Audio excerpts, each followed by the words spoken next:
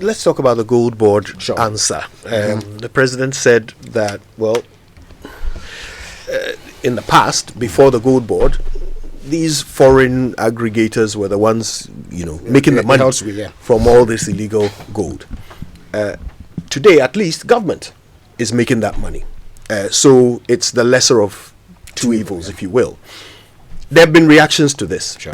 Dr. Cadman Mills from the KEEA constituency. That would be Dr. Cadman Mills is the elder brother of Samia. Dr. Cadman Mills, forgive me. Samia Mills is the MP for KEEA. Forgive my mistake. Yeah. Dr. Cadman Mills. He is the twin brother of President Mills. That's Dr. right. Mills, yeah. He has said emphatically that he is not willing to trade people's lives for the accolades that the government may get for an improved economy.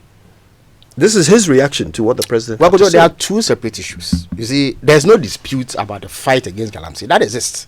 The reason for that is that we want to preserve lives. We want to ensure that our lives, our environment is not threatened by the activities of galamsey. Then there's another issue, which is purely economic. Indeed, there was a famous incident involving the late His Excellency Pakwesi Mr. Atta. He went to India for a forum.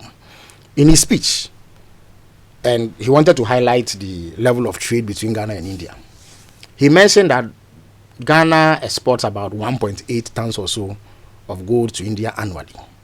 When he finished speaking, the Indian trade minister who was at the forum said, no, the figures they have show that we have in excess of 4 tons of gold traded between Ghana and India annually. So immediately he pointed to a certain shortfall in our own ability to monitor what is leaving our shores. So as part of the GoldBod arrangements, we are monitoring how much gold leaves our shores. Whilst doing that, it enables us get much needed foreign exchange to bolster our own currency, because the effect of depreciation are harsh and we all feel it. So there's an economic downside to not taking control of gold exports.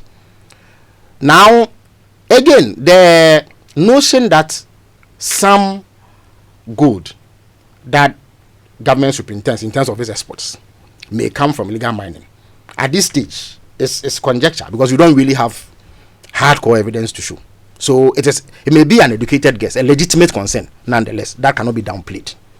So the fact is that what you're saying officially is that government doesn't know whether let me say it this way. The point is that as we speak, if you say that galamsey gold is being exported as part of what government is talking about, you need to show hard evidence of it.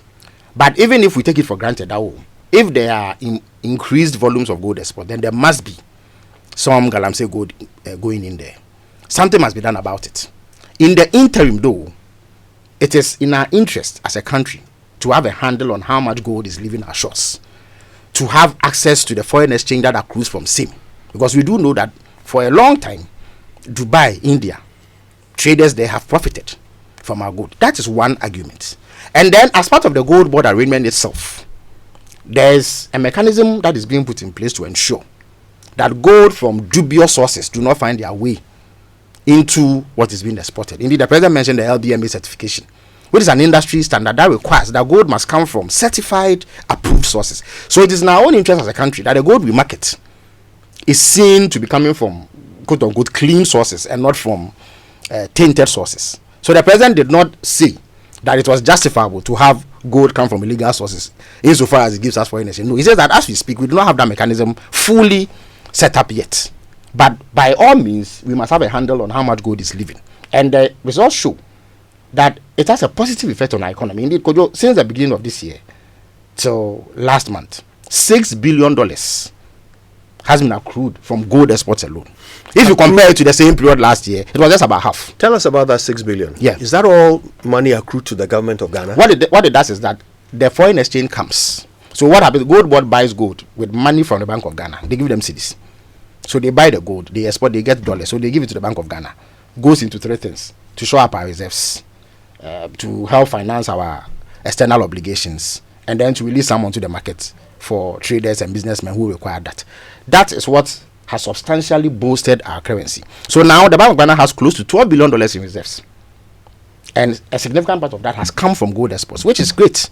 There can be no difficulty about that. But it does not mean that we are saying that if galamsey gives us $20 billion annually, it is all well and good. No, that is not what the president said. Indeed, that's why he took his time to go through what is being done to ensure that the purity, or if you like, the source of the gold that we are exporting is legitimate, and that it does not have.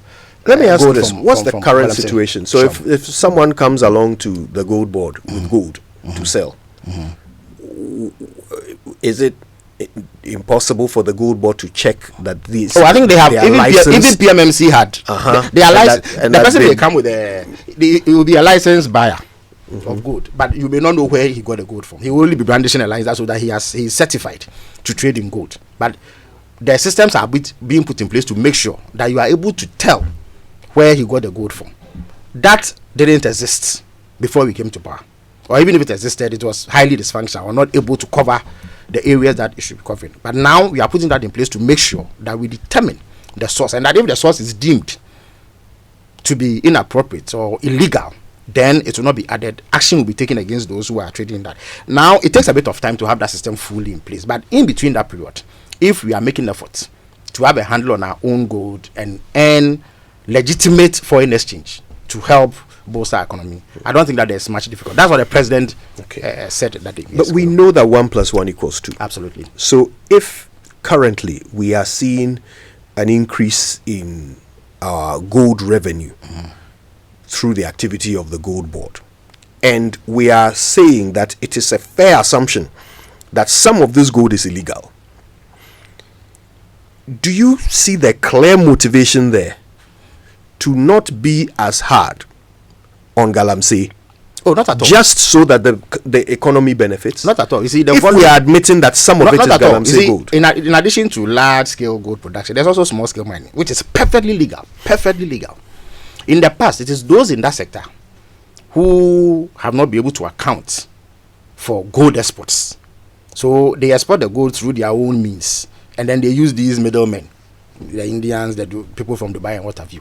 So that is where the GoldBod is focusing, to ensure that the small-scale miners account for the gold that have been exported. We also have agreements. I think at the last count, there were about 9 major gold producers, large-scale gold producers, who are also surrendering significant portions of the gold they mine to GoldBod for export. And the plans are to extend it to add another 9 or so. I'm sure the GoldBod folks will be able to give you more information on that. So it is not necessarily the case that the increase in volumes has come from illegal mining.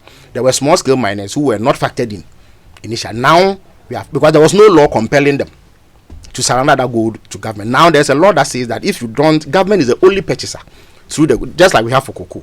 So the GoldBod arrangement is a bit modeled on the cocoa arrangement, even if there are small differences. So that is what it is about, really.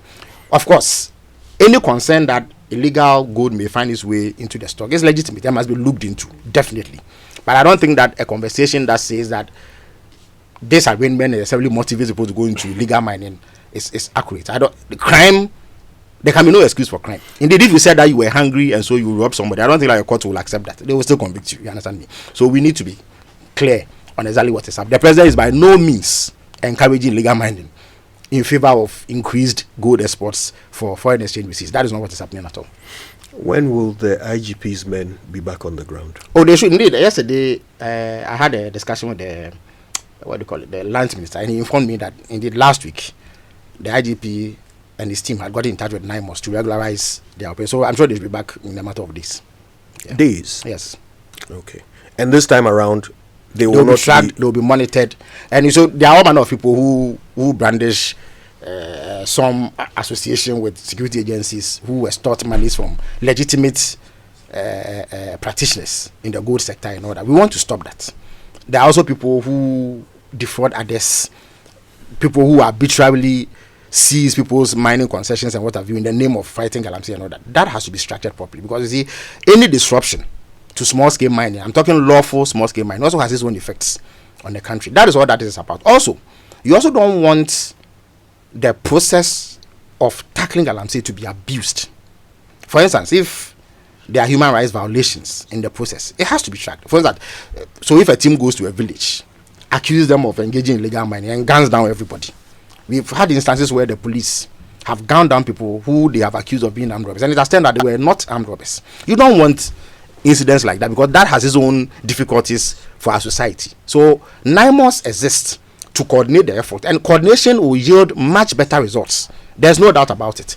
But it also prevents abuse and excesses that are not desirable, and that is what the president wants to see. Yeah. I wish there was more time so we could get into so many more of these things. But before you leave us, one thing that I would like